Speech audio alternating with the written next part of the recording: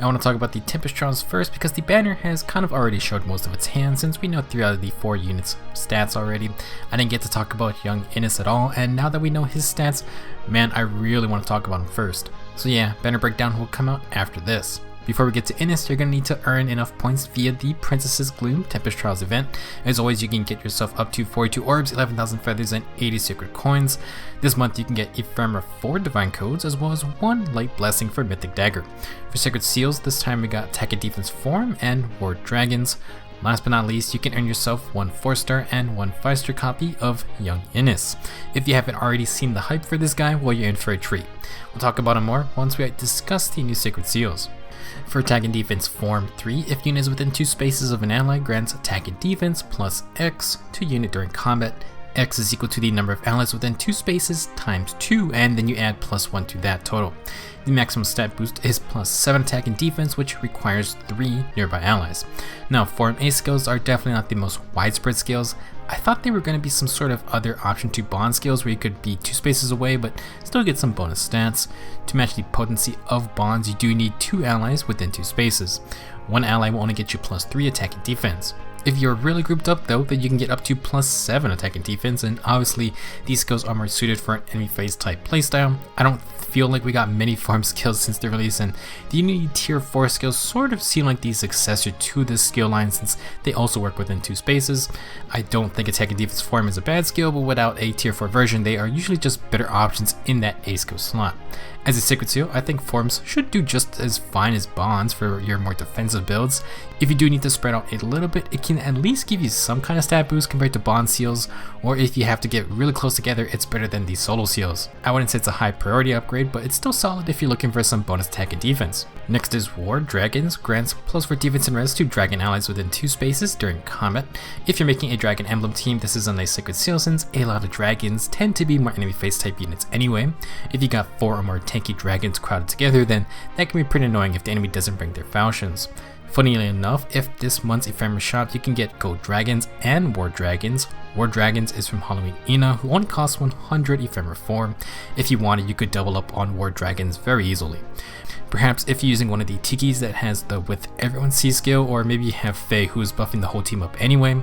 More emblem team buffs, as Sacred Seals just offers more options when you're making those full emblem team comps. Best part about them is that they require 0 upgrades. Once you get them, they are ready to go and you can spend those sacred coins elsewhere. I am Prince Innis of Frelia. I will rule the kingdom one day. I am proficient enough with the blade and the spear. However, it is the bow that is to me most natural. Alright, Intelligent Systems, I thought another Strong Kids banner was kinda weird, but then you had to go and give everyone the chance to get Young Innis. I was expecting something like last year's Mini Minerva, decent stats with a pretty nice unique weapon that's not really that crazy. Well, Young Innis far surpasses my expectations, so let's dive into why this Tempest unit should be on your radar. First off, Innis will once again be a colorless infantry archer. For stats, he has 43 HP, 37 attack, 38 speed, 26 defense, and 27 resistance.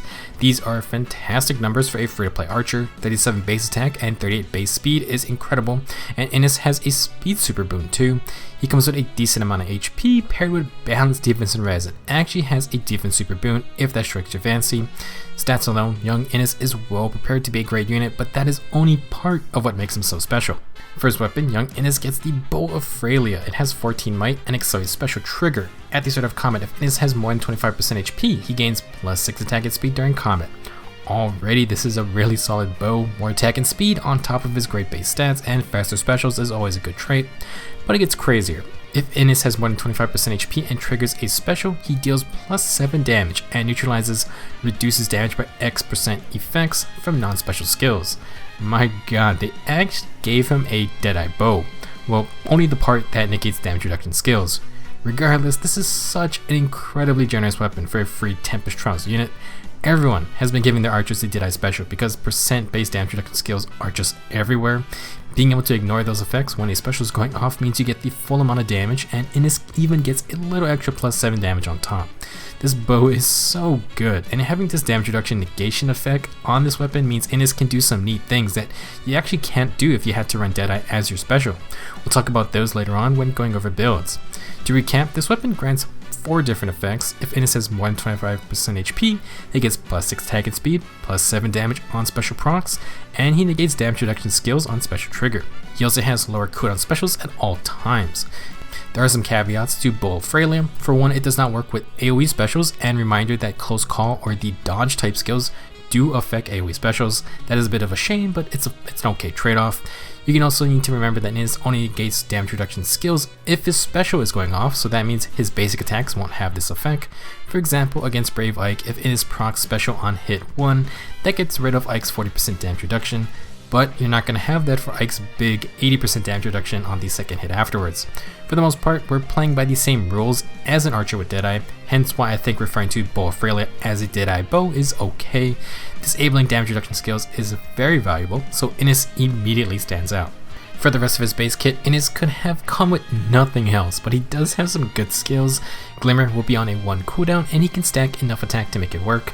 Innes will also have Swift Sparrow 2 as his A skill, plus 4 attack and speed when initiating combat, and with Bowl of Frelia, that's an easy plus 10 attack and speed altogether. Another free to play unit with Swift Sparrow, but you're still going to need to spend some feathers if you want the full skill for inheriting. For his C skill, Innes has Distant Guard 3, plus 4 defensive res for nearby allies when they fight ranged threats. Perfectly fine support skill, but easily replaceable for combative purposes. While Innes may not have gotten a unique passive like Mini Minerva, I think Bowl of Frelia easily makes up for it. I cannot believe they put the damage reduction negation effect on a weapon for a free unit. That is just crazy, and even against units who aren't reducing your damage, you still have one very good offensive weapon. I can only assume that if they are willing to put that ability on a free unit, then there will for sure be more new heroes that can do similar things. As an aside, the more of these types of effects that get introduced, the more Legendary Corrin's unique special rises in value. You cannot reduce the potency of her damage reduction since that one is a special skill. Back to young Innes, I think this guy is one of the best free-to-play plus 10 merge projects we've ever gotten. Having speed and defense Superboons is fantastic and well worth the trait fruits, but if you don't want to splurge that much, the neutral nature will still give Innes plus 1 HP, attack and speed. Perfectly fine, but it's hard to ignore the speed Superboon. While young Innes has great offensive stats, his defensive spread also does really well with extra merges. I was afraid he was going to be more lopsided like the original Innes with much more res than defense, but that is not the case. Young Innes should be able to take a hit or two from either damage type. Now let's compare this Innes with his free-to-play friendly competition. In terms of hero grow units, it's not even close for offensive stats. Young Innes has the best attack and speed stats from the get-go, and Bowl of Frelia only increases that gap further. Fallen Takumi is probably the closest type of archer to young Innes with a nice balance of stats all around. Maybe he could get a fun refine for Scotty. For defensive stats, it's pretty dang tough to outdo George with his bow that reduces the foe's attack. Innes just has a lot more speed to work with though. Regardless, they're both pretty different types of units, and if you're looking for a solid offensive threat, then it's no competition. For the 3 to 4 star Sunable units, young Innes matches up really well with probably the best low rarity archer for merging. Norn has been a standout unit in the low rarity pool for a while now. Her stats alone are incredible for all types of builds, and there are so many ways to customize her to your liking. Probably one of the best merge projects in the game for that reason. Compared to Innes, Norn basically trades attack for defense, although Innes has a little more speed and HP.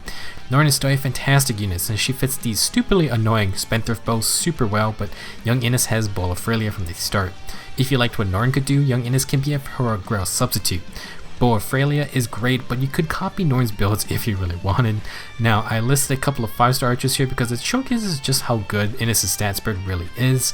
Legendary Alm has sort of been the standard for good offensive stats with his 37 attack and speed. Not only does Innes surpass that, but he beats out Alm's other stats thanks to good old power creep. Eleonore is another good example. Innes ties or beats all of her stats. Then we have the man, the myth, the legend, Shinon. Shinon's just an insane unit who's really fun to use. He's the only Deadeye wielder, and who knows how long that's going to be the case. The fact you do not need to give Innes the Deadeye special is a great boon, and you can save Shinon super valuable fodder for someone else. It feels like Innes could have easily been on the banner himself. In terms of builds, you don't actually need much for a budget set. Bowl of Frelia plus Swift Sparrow 2 is a great starting point. That's plus 10 attack and speed when you're initiating. With Glimmer, Innes can add plus 7 damage on top. Just remember he needs to stay healthy. Because of the HP condition, Desperation is a good B skill to avoid taking extra damage. You can't take too much damage though in the first round of combat, and you cannot run Fury with this weapon, but it's still a fine skill. For Sacred Seals, Swift Sparrow or Attack and Speed Solar are the obvious offensive choices. For other B skills, you can run with Guard if you're worried about special counterattacks, and Renewal isn't terrible if you want to just stay healthy. If you want to be more defensive, you could run Form or Bond skills. Innis could stack the new attack and defense Form with speed and res Form from Wrath. His weapon does work on both phases, but I would probably just focus on player phase moves if you're not investing a ton. I think keeping at least the free 5-star copy is worth it. If you really need an instant special to bypass the dodge skills, you could run Glimmer or Moonbow with Quick and Pulse. As a plus, if Innis needs a second shot, the enemy counterattack will recharge those low cooldown specials. That means you would also get another plus 7 damage thanks to the Bow of Frelia. Utilizing that same idea, it makes a lot of sense for Innis to run times Pulse if you're going for a more expensive setup. Unlike Shinon, who has to run Deadeye to negate damage reduction, Innis can run a 2 cooldown special. With times Pulse and accelerate specials that pre-charges Glimmer, Moonbow, or Ruptured Sky, you could run these with no follow-up to ensure doubles on tankier foes, and if they hit Innis back, he can fire off a second special. Similar to how Iris Double Regna Astra works, Innis can do a similar thing. You get 2 basic attacks, 2 special procs, and plus 14 extra true damage on top. It's a lot of damage, and Innis will negate damage reduction with both attacks. You can upgrade to Swift Sparrow 3, or you can run double solo skills with this build. I do think attack speed push could work as well, but again, Innis needs to stay healthy, so the recoil damage may not be ideal for longer battles. For other skills, you could still run with Desperation, but low speed and defense can work too. I do think Special Sparrow is an interesting choice since that opens up the 3 cooldown specials to be spammed on every fight. Luna is nice, but you can also use Deadeye just for its double damage effect. Kind of a waste, but it does have that extra SP cost as well. Blue Flame could also work, but you would need to be next to an ally. This would probably be best with Times Pulse or Infantry Pulse support to pre-charge these specials. Guard is still very much a threat to any weapons that depend on special triggers, so if you can avoid it completely by pre-charging your specials, then that may be worth the effort. Flashing Blade can be fine if you don't have these skills. Either way you go about it, Innis wants to spam his specials as much as possible. The tricky part is being able to stay healthy enough if you do need to fight over and over. As mentioned, Young Innis is basically our heroic girl version of Norn if you're looking for a fun merge project. If you wanted, you could opt for the plus defense Superboon instead of the plus speed one. That could be paired with a set some Norns run, which is close foil or close counter. If you can counter melee threats, that just gives Innis more flexibility, and it could work very well with the Bow of Frelia if it's a unit attacking with damage reduction. For example, all the millions of dodge tanking sword units, Innis could run close foil plus Glimmer to maybe one-shot them on the counter. If you want to do this, you would probably just want to stack attack, although you could also use this for general tanking by switching back to Noontime. Bow of Frelia adds that little bit extra damage to benefit Noontime's healing, and Innis gets his extra attack and speed boost, so you can just focus on defense and res stacking skills instead. Solo skills, bonds, or stances are great options. If you really wanted to be tankier, you could also just use the Spendthrift Bow Plus on Innis. I mean, he can literally replicate any Norn build you've seen to similar effect, but it's just a slight way since Spendthrift Bow is so valuable already and Innis already has his own unique weapon. I won't stop you though, Innis is very flexible when it comes to builds, and one of the sources of close foil is Midori, who can pass the Spendthrift Bow with it. I would probably build more offensively, but if you want to tank everyone, he does have the stats to make it work, just like with Norn with some slight differences. Having lots of fun build options definitely makes a plus 10 project that much more sweeter. For some final thoughts, these Sacred Seals this time are okay. Tech and Defense Form does introduce a new option for units that stick close together, and I think I will probably use it myself. As for War Dragons, it requires no Sacred Coins for upgrades, so you might as well grab it. Maybe the Dragon Emblem teams will rise again. As for Young Innis, I would say he is probably one of the best free-to-play archers in the game. If you want a good colorless damage dealer, he is a great pick, and the free 5-star copy is a must-keep because Brawl of Frelia is an awesome unique weapon. Having the ability to snipe damage reduction users is fantastic. Even though Innis can definitely be fast enough to compete with dodge tanking skills, he could instead use it against guard-bearing flyers, Legendary Claude, or maybe units like Brave Ike or Brave Edelgard. Just having that possibility from the weapon slot is amazing, and the other parts of the bow already make it a good offensive threat. Personally, I'm almost 100% certain I'm going to plus 10 Young Innis. My only ranged merge project is Tethys, who isn't really a fighter, so this is like a dream come true in terms of girl projects to work toward. As a reminder, it is very possible the devs continue releasing Tempest Trials unit copies via the monthly Ephemeral Common Manuals. If you wait for Innis to be in that shop, you would save 500 heroic girls for the last merge. Unless you're hardcore arena scoring, this is definitely worth the wait. I pray that they continue this trend because it could not have come at a better time. I think we will for sure see Young Innis plus 10 projects all around in the game, so if you like to depend on damage reduction skills, then you might want to be careful. Leave your thoughts on young Innes in the comments, and I'll be back to talk about the banner units. Leon's stats turned out to be pretty dang good as well, so we can discuss him in more depth. I may finish that video later today, if not it'll be out tomorrow. Thanks for watching, see you guys soon.